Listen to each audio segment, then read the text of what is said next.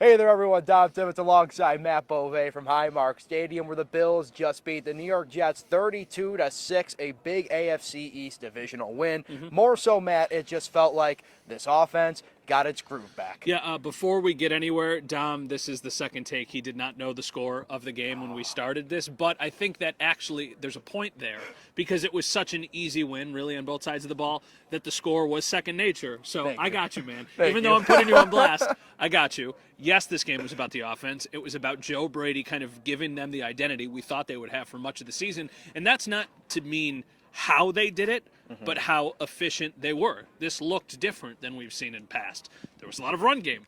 Maybe the Bills are a run team. Who would have thought that? Stephon Diggs and Gabe Davis combined for just 27 receiving yards. That's probably not the recipe to success moving forward, but it was a complimentary game. Who had Ty Johnson on their bingo card getting a touchdown in this game? I'll tell you what, some very, very lucky guy who hit very nice on his parlay tonight. If you hit that, good for you, and give me a call because I'd like to have a conversation with you. So you had him, great play design, walks into the end zone. Well, he runs into the end zone. James Cook walked into the end zone He on did. his touchdown. That was a wide open shot. What a play design, too. Yeah, that was great. great play design. And then the Khalil Shakir pass. Like, that's the one where it's like, oh, wow, Josh Allen is still that guy. Like, that was an absolutely perfect pass. So it is only one game, but I think it was a really good step in the right direction. What I said earlier on the news, I was like, listen, you only get one chance at a first impression. Joe Brady made the most of his, and that's how I feel. Sean McDermott said it after the game, and I thought it was something. I don't think he was trying to be so forward with it. He said that game, especially for Josh in this offense, it looked and it felt easy. And he said, there's no easy game in the NFL. But then he kind of doubled down. He was like, no, this was like, we made it look easy tonight. I think that was just refreshing in itself because we've seen the Bills' offense before, whether it's the Raiders game, the Dolphins game. It just is easy when this team clicks. And tonight they did that, and that's a really good defense. That's a great defense. And it wasn't, by all means, the most perfect game ever. There were some times where I thought the Jets' red zone defense in particular definitely helped their struggling offense. But just to, see the offense gel and that complementary football, seeing Khalil Shakir and Dalton Kincaid, Ty Johnson, all these guys that fly under the radar, able to do their part too when you needed to win the most. I mean, what a time to get those guys to step up. For sure, and I think this is a good sign for the Bills because, like you said, this is a great defense. And from here on out, the teams that you're playing that are really good that you need to beat also have great defenses. So you need to be able to score points on them, and you need to be able to move the ball on them. You're going to have to do it next week against Philly. You're going to have to do it against after the bye week against the Chiefs. You're going to have to do it the week after that against the Cowboys. Things are about to get very difficult, but this was the most points that the Jets have given up all year, and they've played a lot of the teams that we had just talked about. Also, this is a team that has haunted the Bills. Like, Josh Allen has not had success against this team. So it feels like this is probably a little bit of a monkey off of his back. The numbers are probably inflated a little bit because the Bills had such good turnover differential in this game, but also given the opponent that they were playing, to be able to do this against them, I think is a really, really good sign for this team moving forward. I think what helps the offense too, Matt, we got turnovers from the defense tonight, right? You flip the field. You are able to switch momentum. You already put the offense in a position where they feel like they don't have to create the momentum. They don't have to jump start something out of nothing here. The defense was able to flip the field with a big bunch of turnovers. I mean, from the opening kickoff to Rasul Douglas having a monster game. Yeah. I think that in of itself goes back to the complementary football, but that is just what helps make the Buffalo Bills the Buffalo Bills. When we see them click, especially offensively, a thing I feel like you're going to miss is how good this defense can play too. Yeah. And that obviously is a story of itself tonight.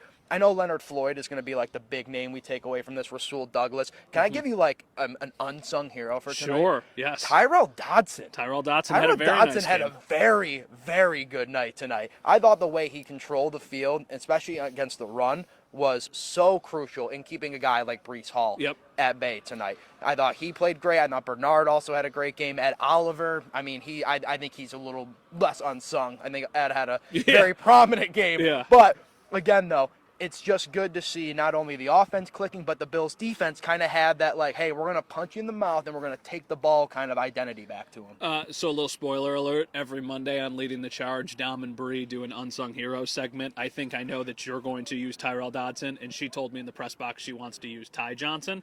So I think we've got it kind of already figured out, so you guys don't need to figure that out tomorrow. I think this was a very strong game on both sides of the ball. I think the defense absolutely did their job, and I know that it's still an NFL team, but I think that might be generous to call the Jets offense an NFL level offense.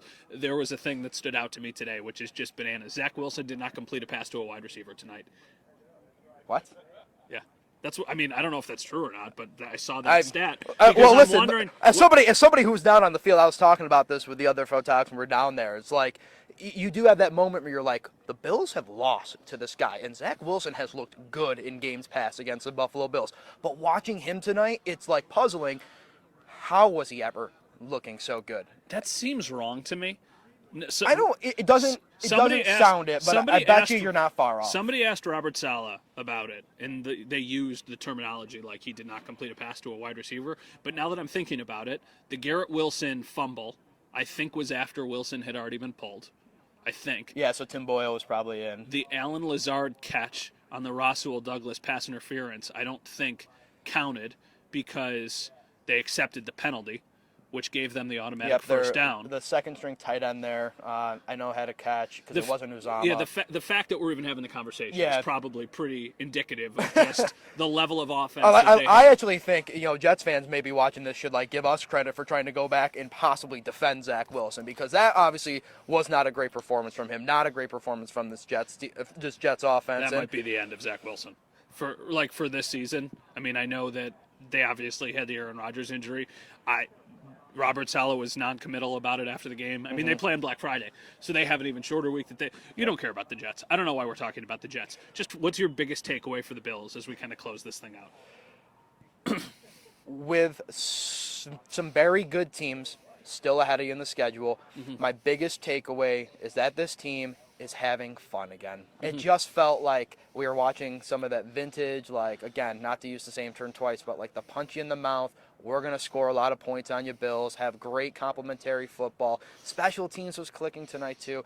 It just felt like the guys were loose. They played with purpose and intention, and they just had fun doing it. And it all starts from Josh Allen, who I think, you take away the arm punt interception, whatever you want to call it, but you take that away, I mean, that was probably one of his best games we've seen in weeks. Yeah. And it starts with him, and to hear him at the post-game press conference talk about, I felt like I was having fun out there, and it starts with me, and the guys around me helped set that tone.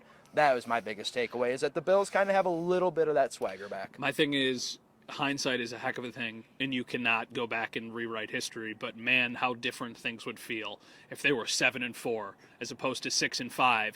But from the last time we did this post-game conversation following the Broncos game on Monday Night Football, since that moment, the Bills have won a game.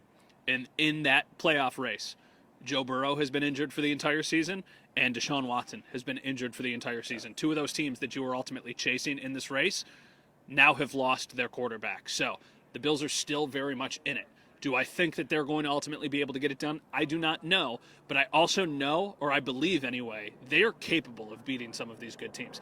That doesn't mean they will, but if they play the level of football that they played today, and I understand the opponent, but if they play this level of offense against the teams that they have coming up, even if you give up 28 points, you should be able to go out and win a game.